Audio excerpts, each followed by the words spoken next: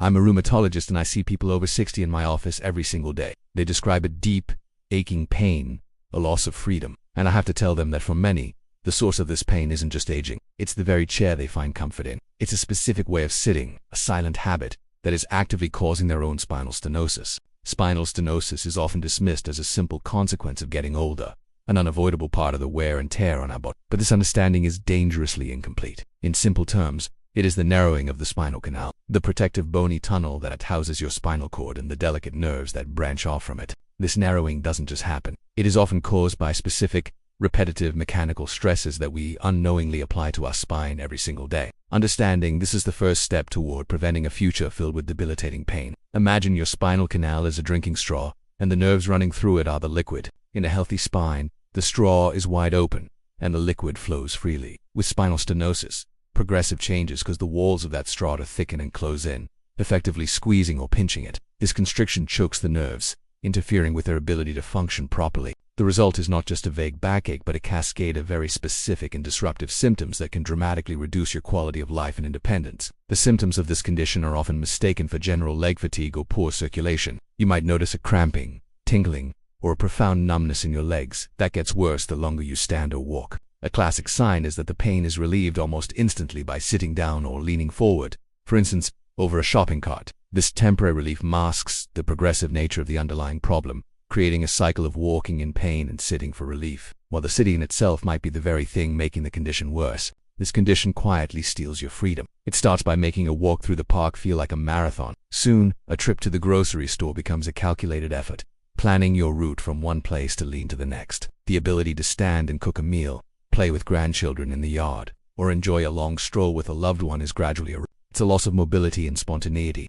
confining you to a smaller and smaller world, all because of that relentless pressure building inside your spine. Many people resign themselves to this fate, believing it's their genetic destiny or simply the price of a long life. While genetics and the natural aging process certainly play a role, they are not the sole culprits. A far more significant and, importantly, a controllable factor is the daily biomechanical load we place on our spine. There is a specific, common habit that actively accelerates this narrowing process. The most tragic part is that this damaging habit is something most people do for hours a day, believing it is harmless or even comfortable. To understand the danger, you first need a basic picture of your lower back, the lumbar spine. It's designed with a gentle, inward curve known as a lordosis.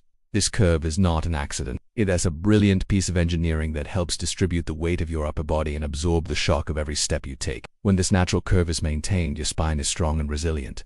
The problem begins when our daily habits, particularly how we sit, consistently force this curve to flatten or even reverse, day after day, for years on end. Your spine is made of bony blocks called vertebrae, separated by cushion-like structures called intervertebral discs. Think of them as tiny jelly donuts. They have a tough outer ring and a soft gel-like center. These discs act as your body's shock absorber. When you sit with a flattened lumbar curve, you place immense, uneven pressure on the front part of these discs. This pressure relentlessly squeezes the gel-like center backward, pushing it toward the sensitive spinal canal and the nerves residing within it. This is a slow, methodical process of self-inflicted damage inside your spinal canal. There is also a specific tissue called the ligamentum flavum, or the yellow ligament. This is a crucial detail. This ligament is naturally elastic, but when it is subjected to constant, abnormal stretching, which happens when you sit with your lower back rounded forward, it responds just like skin does to constant rubbing. It thickens over time, forming something akin to an internal callus. This thickening of the ligament is a primary contributor to the narrowing of the spinal canal,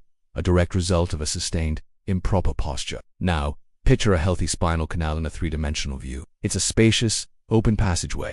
The spinal cord and nerve roots have ample room to move and function without any interference. This is the state your body is trying to maintain. It is a system designed for upright movement, for walking, for standing, where the forces are distributed evenly across the vertebrae and discs. The entire architecture is predicated on maintaining that crucial lumbar curve, which acts as the foundational arch of a bridge, supporting everything above it. When you are standing or walking, the force of gravity, or axial load, travels down through this elegantly curved structure in a balanced way.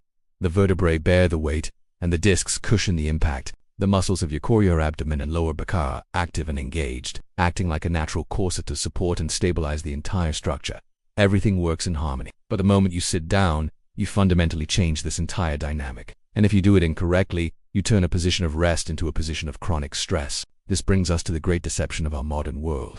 the enemy disguised as comfort. That deep, soft sofa or that plush, sinking recliner feels wonderful for a moment because it requires zero muscular effort. It allows your body to collapse. But this feeling of comfort is a sensory illusion. From a biomechanical standpoint, these pieces of furniture are often instruments of spinal destruction, actively encouraging the very posture that leads to long-term pain and dysfunction. We have been taught to equate collapsing with relaxing. True comfort for your spine is not about softness, it's about support. Proprioceptively, what feels good to our tired senses is often the exact opposite of what is good for our structural health. A firm, supportive surface that encourages your spine to maintain its natural curves may feel less cozy initially, but it is providing the stable base your body craves. The soft, sinking surfaces that we are drawn to are villains, because they offer no such base, making it nearly impossible to avoid the postural collapse that we are about to discuss. Sofas and deep armchairs are particularly treacherous. They are often too low, causing your knees to be higher than your hips, which automatically tilts your pelvis backward. That depth forces you to either perch on the edge or slide back until your lower back is completely rounded and They are designed for you sink into them, and your muscles completely switch off, leaving your spinal ligaments and discs to bear the entire load of your upper body in a compromised, flexed position for hours at a time. Many office chairs and car seats boast lumbar support, but this feature can be misleading or even detrimental. If the support is just a generic bump that pushes into your mid-back while your pelvis is collapsed underneath it, it does very little good. It might even create awkward pressure points. True support doesn't just push on your back, it starts from the ground up. The foundation of your seated posture is not your lower back, it is your pelvis. If the position of your pelvis is wrong, no amount of lumbar support can truly fix it. Take a moment and think about the chair you are in right now. Do your feet rest flat on the floor, or are they dangling or tucked underneath you? Is the seat so deep that you cannot sit all the way back without your knees bending uncomfortably? Does it make you feel like you are sinking into a hole, or does it feel like you are being held up? The design of our everyday furniture has prioritized a sense of luxurious sinking over functional, healthy support, and we are now paying the price with an epidemic of back pain. So, here it is, the single most destructive sitting position, the one I beg my patients to stop. It's not simply slouching in a general sense, it is a specific mechanical failure that starts at the very base of your spine. I call it the sacral slump, or pelvic collapse. It is the act of sitting not on your sit bones, but allowing your body to roll back so you are resting your weight directly on your sacrum and your tailbone. This one, seemingly innocent shift is the trigger for a cascade of damaging forces up your entire spine. Let me detail the precise mechanism of this sacral slump. When you sit down, instead of planting your weight on the two bony points under your glutes, you'll let your pelvis roll backward. This is called a posterior pelvic tilt. Your belt line, which should be level, tilts down in the back and up in the front. This simple, lazy tilt is the root of the problem. Most people do this without a second thought, especially when they get tired or are sitting in a soft chair that encourages this very collapse. It feels relaxed, but it is biomechanically disastrous. This backward tilt of the pelvis creates an inescapable chain reaction. Because the lumbar spine sits directly on top of the pelvis, it is forced to follow.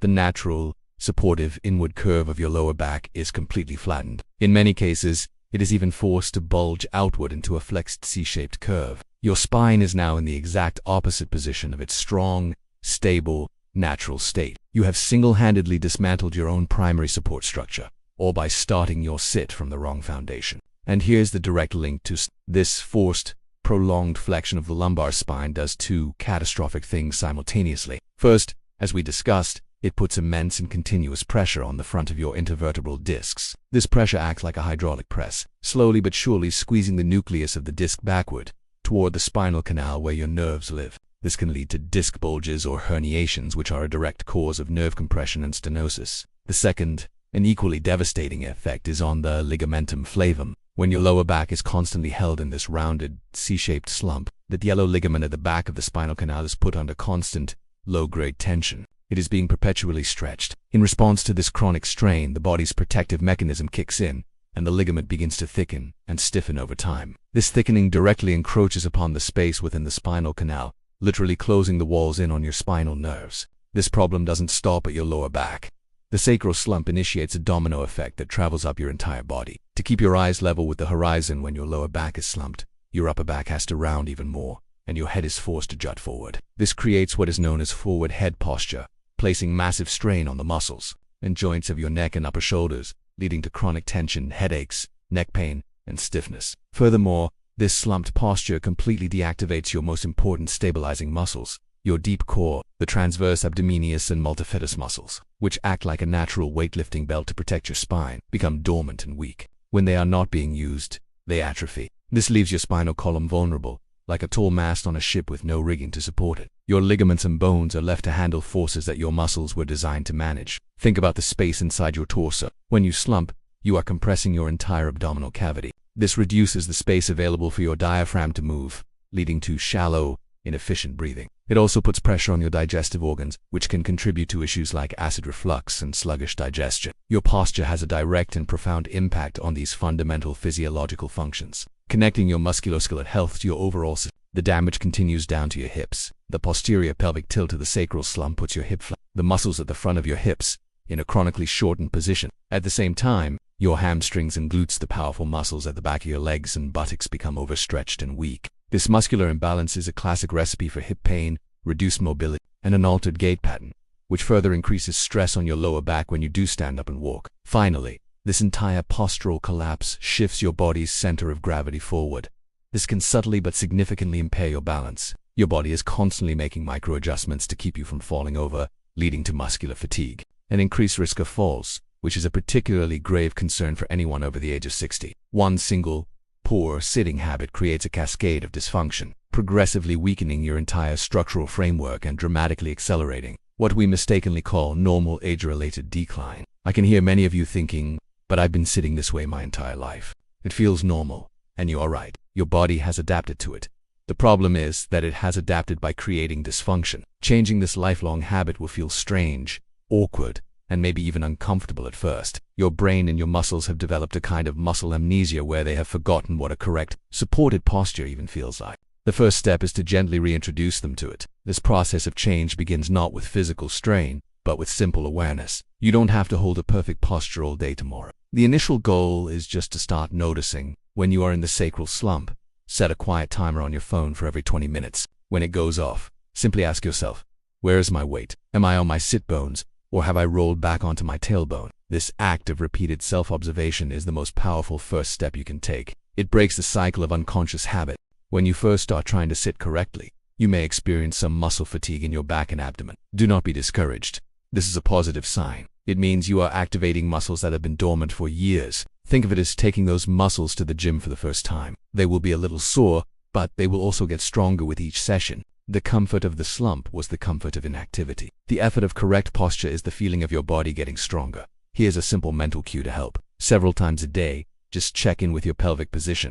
A great way to do this is to place your hands underneath your buttocks and literally feel for the two prominent bones there. Those are your ISR tuberosities or sit bones. Your goal is to feel your weight centered directly on top of them, not behind them. This simple check-in takes only a few seconds, but can return your brain and body over time, making correct posture the new default. Breaking this habit is a journey of re-education, not an overnight fix. Be patient and compassionate with yourself. You are undoing decades of ingrained motor patterns. Some days you will be more successful than others. The key is not perfection, but persistence. Every single time you notice your slump and correct it, you are casting a vote for a stronger, healthier spine. You are actively laying down new neural pathways that will eventually make good posture feel natural and effortless again. So, let's build this new, protective posture from the ground up. I want you to think of this not as a rigid military-style position, but as your spine's position of power. It is a position from which your body is strongest, most stable, and least stressed. It begins,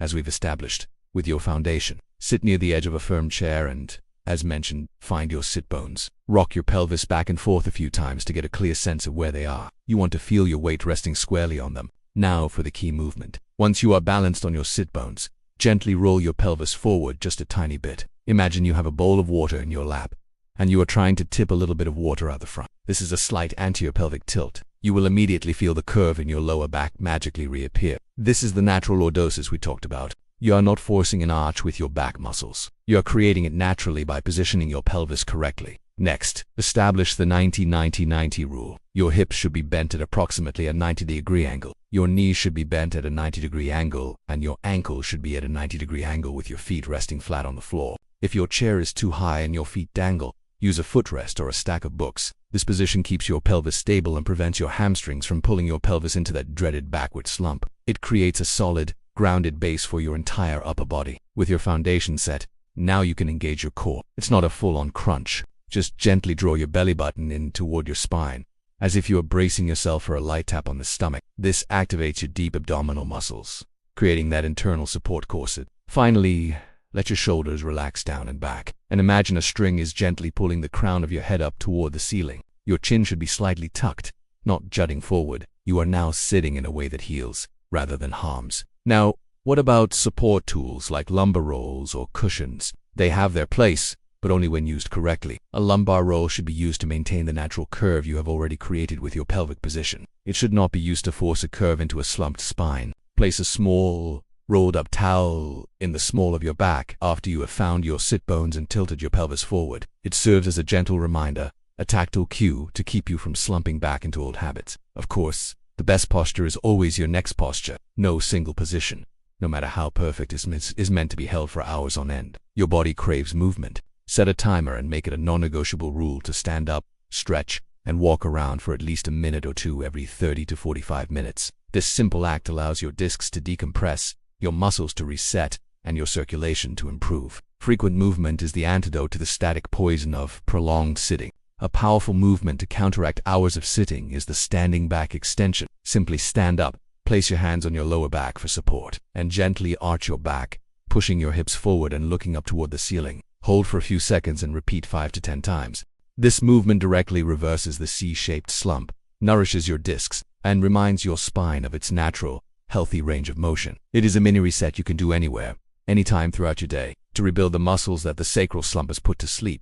The glute bridge is an essential exercise. Lie on your back with your knees bent and feet flat on the floor. Squeeze your glutes and lift your hips off the floor until your body forms a straight line from your shoulders to your knees. This reawakens the powerful gluteal muscles, which are crucial for supporting your pelvis and lower back. Strong glutes help you maintain proper posture both when sitting and when standing. Never underestimate the therapeutic power of a simple walk. Walking is one of the best activities for spinal health. It is a gentle, dynamic, weight-bearing exercise that stimulates the circulation of fluid in and out of your intervertebral discs, providing them with essential nutrients. It also naturally engages your core and encourages an upright posture. A daily walk is not just cardiovascular exercise. It is fundamental medicine for your spine, helping to undo the damage caused by sitting. Finally, a quick note on something incredibly simple. Your intervertebral discs are largely made of water. When you are dehydrated, they can lose height and become less effective as shock absorbers, making them more susceptible to injury and degeneration. Drinking plenty of water throughout the day is one of the easiest and most effective things you can do to support the health and resilience of your entire spinal column. Your discs will thank you for it, and your body will function better as a whole. The story your body tells in your later years is written by the habits of your life. The debilitating pain of spinal stenosis is not an inevitable sentence of aging for many. It is the long-term consequence of a simple, repeated, mechanical error. By understanding that your power lies not in your back, but in the position of your pelvis when you sit, you reclaim control. You can choose to build a posture that heals and supports, rather than one that breaks your body down. If this information has been an eye-opener for you, please share this video with anyone you care about over the age of 50. It could be the most important pain-preventing advice they receive all year. Leave a comment below telling me about your aha moment from this video. And subscribe for more practical, no-nonsense advice on living a strong, mobile, and pain-free life. Your knowledge is the first and most critical step toward your own healing.